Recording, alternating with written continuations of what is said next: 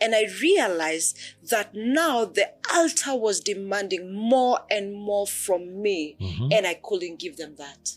So what happens is they started making me feel tortured. And all of a sudden I started feeling I need to commit suicide. So I tried suicide 3 times and it backfired. Oh, wow.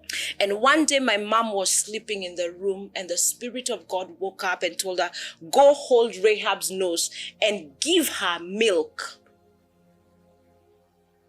And I just turned, she held my nose. So when you hold someone's nose, they can't breathe. So I opened my mouth and she poured milk in me.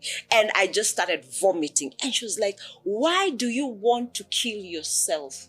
This is, she said, suicide is for the weak. I said, I'm giving up. Nothing is working. She said, you will not kill yourself. She didn't know that was the 3rd time I'd tried killing myself.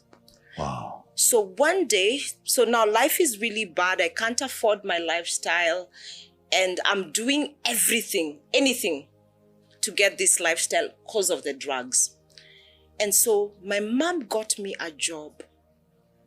And so in that job, they would give my mother the salary, but they would give me bus fare every day. And my uncle, it was at my uncle's shop in downtown. And he used to close the shop from between 1 and 2 to pray, but he used to pray inside the shop. And I remember that they had walked in drunk as usual, and we used to take something called jet fuel. It used to be served in jik bottles. You remember those jik bottles? You know, a jik bottle? Yes. So the drink would be put there and you would have it. And it's not something you can sip like water. It's something you sip, but you have to take a flash and then look for a Sprite to that taste is really yuck in the mouth. So I went there and I staggered my way into church.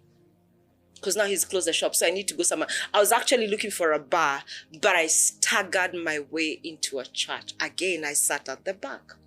So I'll never forget the lady, the ushers came and told me, let's move. I insulted that usher. Forgive me if it's you.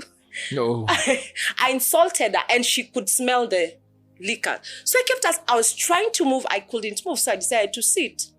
Then a beautiful lady, I don't even remember her name, she stood at the platform at the raised altar and she said, today I'm here to discuss something very simple with you and to bring Christ in a very simple way. I was like, this girl is beautiful. This is someone I can have. Because remember, I was swinging both ways. I was a lesbian and I was bisexual, what they call bisexual. And I was like, she's beautiful. And then she asked a question. I was like, let me listen to her. She asked, who are you when no one is watching? Can God trust you? She gave us 5 minutes to think. She said, my sermon is short, so I want you to think for 5 minutes. I was like, okay, let me think about my life. I don't know what she preached after that. But all I remember is her hugging me and me receiving Christ.